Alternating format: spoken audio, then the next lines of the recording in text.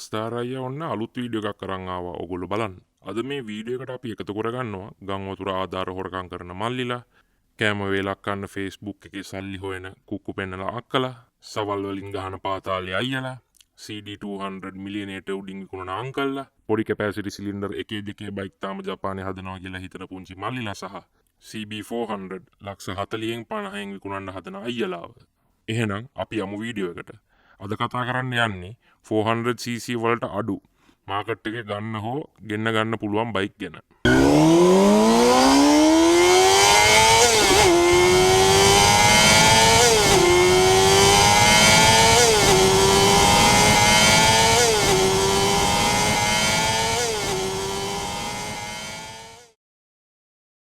කාලෙත් එක්ක ඔන්න දැන් හිමින් ලොකු බයික් එන්න පටන් අරන් තියෙනවා පුංචි අපේ දූපතට. ගොඩක් ප්‍රයිවට් ඉම්පෝර්ට් කරන ෂොප් වලින් තමයි මේ 400cc බයික් ලංකාවට ගේන්නේ. ඉන්දියාවට පොක දෙන වහල් බවෙන් අපිට මිදෙන්න තව ආත්ම දෙකක් තුනක් ඉන්න වෙන හින්දා කොම්පැනි හරහා ලොකු cc බයික් නම් ගේන්න වෙන්නේ නැහැ. ඉන්දියන් පොඩි බයික් තමයි අපිට පදින්න වෙන්නේ. අද වීඩියෝ එකෙන් කතා කරන්න යන බයික් ඔක්කොම ලක්ෂ 30ට වඩා වැඩි බයික්. කෙටියෙන්ම කිව්වොත් AC තියෙන පරණ කාර් එකක් ගන්න පුළුවන් ඒ ගානට.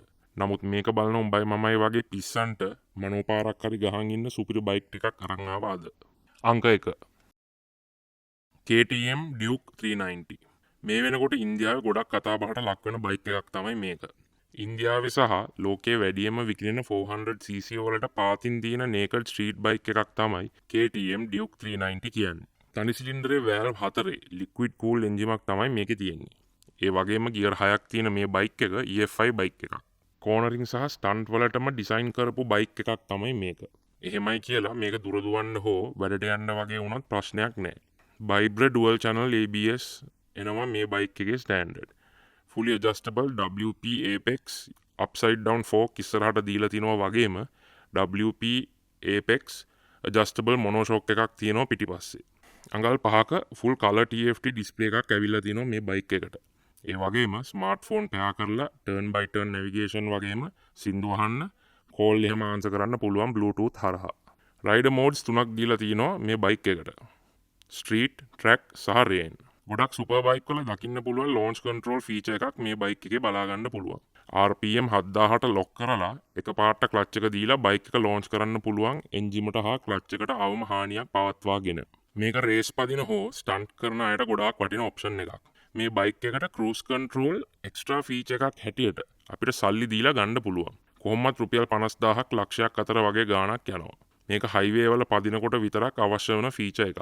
අපේ රටේ මරිමෝල් ආණ්ඩු ඉන්නකන් ඉතින් බයික් පදින අපිට මේ ෆීචර් එක ඕනේ වෙන්නේ නැහැ. මේ බයික් එක බ්‍රෑන්ඩ් නිව් ගන්නකොට ඔයාට සීට් එකේ උස වර්ග දෙකකින් ඕඩර් කරන්න පුළුවන්. මිලිමීටර් 800 හෝ මිලිමීටර් 820. කොට ජීවිත ඉන්නවා නම් බය වෙන්න දෙයක් නැහැ.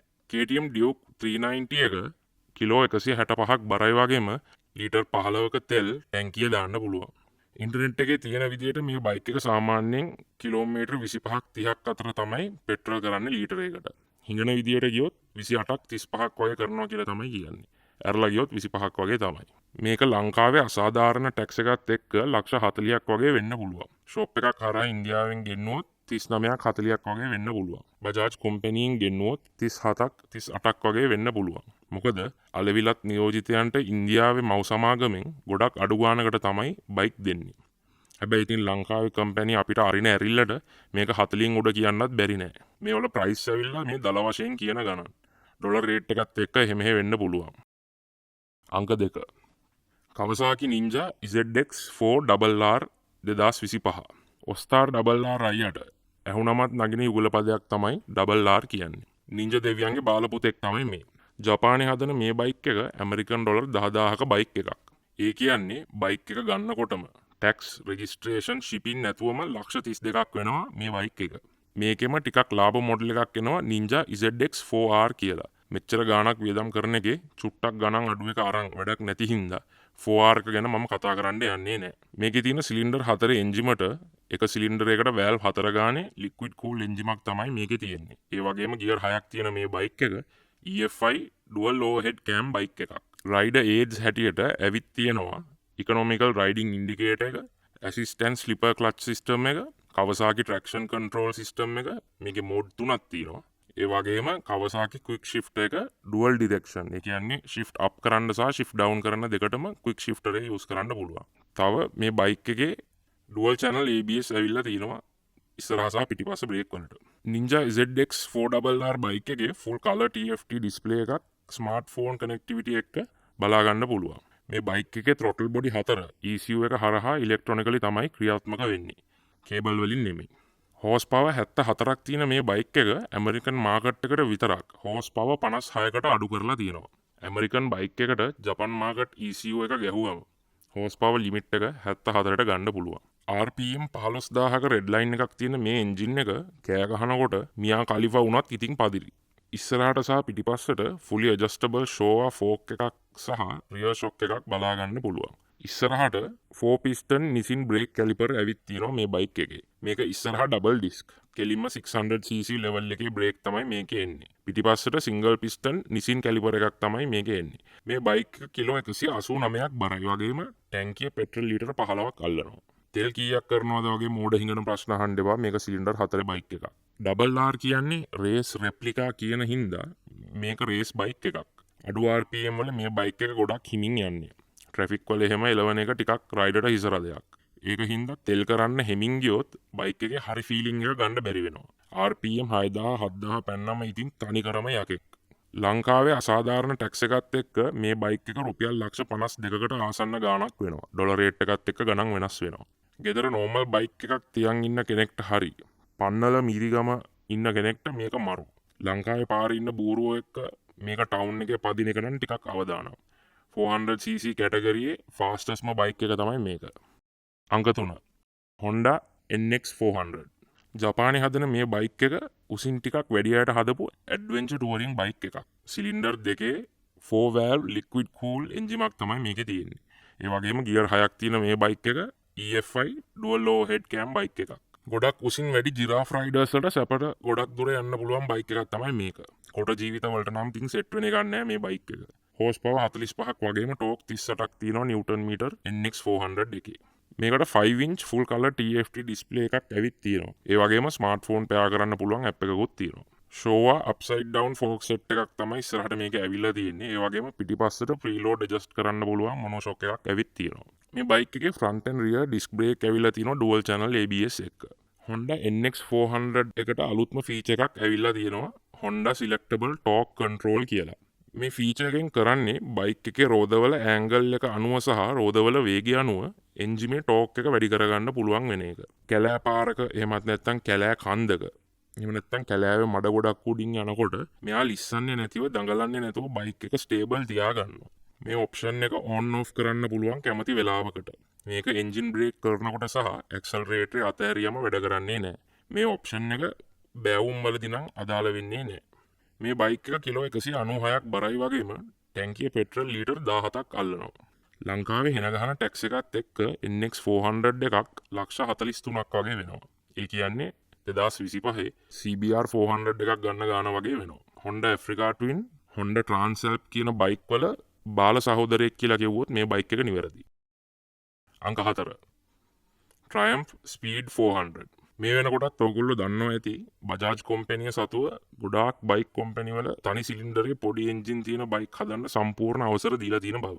Royal Enfield වගේම Triumph බයිකුත් දැන් ඉන්දියාවේ හදන මට්ටමට ඉන්දියාව දියුණු වෙලා තියෙනවා. ලෝකේ ඕනෑම රැකියාවක් අඩුම පඩියට කරන්න පුකේ අමාරුවක් ඉන්දියාවට තියෙන හින්දා මේ වගේ දියුණු වෙලා තියෙනවා. Speed 400 බයික් එක තනි සිලින්ඩරේ valve 4 liquid cool එන්ජින් එකක් තියෙන බයික් එකක්. ඒ වගේම ගියර් 6ක් තියෙන මේ බයික් එක EFI dual low head cam bike එකක්. මීටර් පැනල් එක නම් ටිකක් බේසික් පරණ තාලේ analog speed meter with integrated multifunction LCD screen එකක් තමයි මේකේ බලා ගන්න පුළුවන්. මිලිමීටර් 43ක ටිකක් සයිස් එකෙන් ලොකු upside down fork set එකක් තමයි ඉස්සරහට දීලා තියෙන්නේ.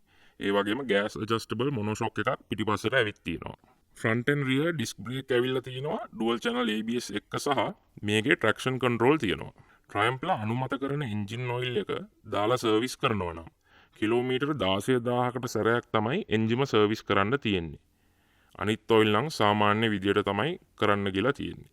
එහෙමයි කියලා එන්ජින් ඔයිල් එකයි ෆිල්ටර් එකයි රුපියල් 10000න් වගේ නම් ගන්න බැරි වෙයි. 20000ක් 30000ක් අතර ගාණක් කියයි. මේ බයික් එක කිලෝ 179ක් බරයි වගේම ටැංකිය පෙට්‍රල් ලීටර් 13ක් අල්ලනවා. ඉන්ටර්නෙට් එකේ තියෙන විදිහට මේ බයික් එක සාමාන්‍යයෙන් ලීටරයට කිලෝමීටර් 28ක් කිලෝමීටර් 30ක් අතර ගාණක් පෙට්‍රල් කරනවා. ලංකාවේ හෙන ගහන ටැක්ස් එකත් එක්ක මේ බයික් එක ලක්ෂ 40ක් වෙනවා රෙජිස්ටර් කරන්නත් එක්ක. මේක ඉතින් ගොඩාක්ම සුදුසු වෙන්නේ ටිකක් වයසින් වැඩි සහ වගකීම් තියෙන කෙනෙක්ට. මොකද මේකක් මේන්ටේන් කරන්න ටිකක් සල්ලිත් ඕනේ. කොල්ලෙක්ට නම් ඉතින් ලොකුට සෙට් වෙන එකක් නෑ මේ බයික් එක. අංක 5. Yamaha R3 2015 ඉඳන් 2025 වෙනකම්ම එකම එන්ජින් එක පොඩි වෙනස්කම් එක්ක ආපු බයික් එකක් තමයි Yamaha R3 කියන්නේ. ඒ කියන්නේ ලෝකේ පුරාම මේ එන්ජින් එකේ පාර්ට්ස් ගන්න තියෙනවා සහ රටවල් ගොඩකම විකිනලා තියෙනවා අවුරුදු 10ක් පුරාවට. ඉන්දුනීසියාවේ හදන මේ බයික් එක දකුණු ආසියාවේ රටවල් වලට ඉන්දියාවේ ඇසෙම්බල් වෙලා යන බයික් එකක්. ඉන්දියාවේ කිසිසේත්ම හදන්නේ මේ බයික් එක. කොටස් එකලස් කරනවා විතරයි. ජපානයේ හදන්නේ R25 එක, R3 එක ඉන්ටර්නැෂනල් වර්ෂන් එක. 320cc සිලින්ඩර් දෙකේ වැල්ව් 4 ලික්විඩ් කූල් එන්ජිමක් තමයි මේකේ තියෙන්නේ. ඒ වගේම ගියර් 6ක් තියෙන මේ බයික් එක EF5 බයික් එකක්. මේ බයික් එකේ ටෙලස්කෝපික් අප්සයිඩ් ඩවුන් ෆෝක් සෙට් එකක් සහ පිටිපස්සේ ප්‍රීලෝඩ් ඇඩ්ජස්ටබල් මොනෝෂොක් එකක් තියෙනවා. Yamaha R3 එකේ ඉස්සරහා පිටිපස්සේ ඩිස්ක් බ්‍රේක් එක ඩුවල් channel ABS බලා ගන්න පුළුවන්. ඒ වගේම ඇසිස්ටන්ට් ස්ලිපර් ක්ලච් සිස්ටම් එකක් තියෙනවා. Yamaha R3 එකේ අඟල් 5ක ඩිජිටල් මීටර් පැනල් එකක් බලා ගන්න පුළුවන්. ට්‍රැක්ෂන් කන්ට්‍රෝල්, රයිඩර් මෝඩ්ස් සහ අනිත් බයික් වල අපි කතා කරපු අලුත් ෆීචර්ස් නැති හින්දා බයික් එකේ බර ගොඩක් අඩු කරගන්න පුළුවන් වෙලා තියෙනවා Yamaha ආයතනයේට. බර අඩු හින්දා 400cc බයික් එකක් එක්ක පොකේ තියන් උනත් යන්න පුළුවන්. ස්පෝර්ට් බයික් අතරින් ගොඩක්ම කම්ෆර්ටබල් රයිඩින් පොසිෂන් එකක් තියෙනවා මේ බයික් එක.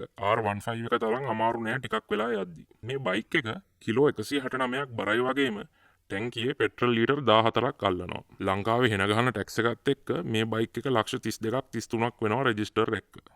මේ බයික් එක ටිකක් පළපුරුදු කෙනෙක්ට තමයි වඩාත් හොඳ. සේෆ්ටි පැත්තෙන් ABS විතරයි මේ බයික් එකේ තියෙන්නේ. ආධුනික කෙනෙක්ට වඩාත් හොඳයි ට්‍රැක්ෂන් කන්ට්‍රෝල් තියෙන බයික් එකක්. විශේෂයෙන් ස්පෝර්ට් බයික් එකක් පදිද්දි. හයියෙන් රේස් වෙන පුකේ අමාරුවක් නැත්නම් ආධුනිකයට උනත් මේක මරු ට්‍රැෆික් එකේ උනත් යන්න. අඩු RPM වල පිකප් එක තියෙනවා මේක සිලින්ඩර් දෙකක් හින්දා. මට සල්ලි ප්‍රශ්නයක් නොතිබුණා නම් මං අනිවාර්යෙන් මේ ලිස්ට් එකෙන් ගන්නේ Kawasaki ZX4RR එක. ටිකක් හිර වෙච්ච බජට් එකක් තිබ්බනම් සහ තනි සිලින්ඩරේ බයික් එකක් නොවුන නම් Duke 390 එක තමයි මම සිලෙක්ට් කරන්නේ මගේ choice එක හැටියට. මේ මම ආස කරන තෝරාගත් 400cc බයික් කීපයක් පමණයි. ඔයාගේ අතේ තියෙන ගානට හොඳ අලුත් බයික් එකක් ගන්න ලැබේවා කියලා ප්‍රාර්ථනා කරනවා. 2000 ගණන් වල පට්ට ගහපු පොත් තියපු CB400 ලක්ෂ 40ට 50ට අරගෙන අමාරුව වැටෙන්න එපා. මේ වීඩියෝ එක වැදගත් උනත් නැතත් ලයික් එකක් දාලා ඔස්තාර් අයියට සබ්ස්ක්‍රයිබ් කරන්න අමතක කරන්න එපා. උඹලට ආතල් එකක් දෙන මට පොඩි සබ් එකක් දුන්නට එහෙන ගහන්නේ නැහැ නේ බං.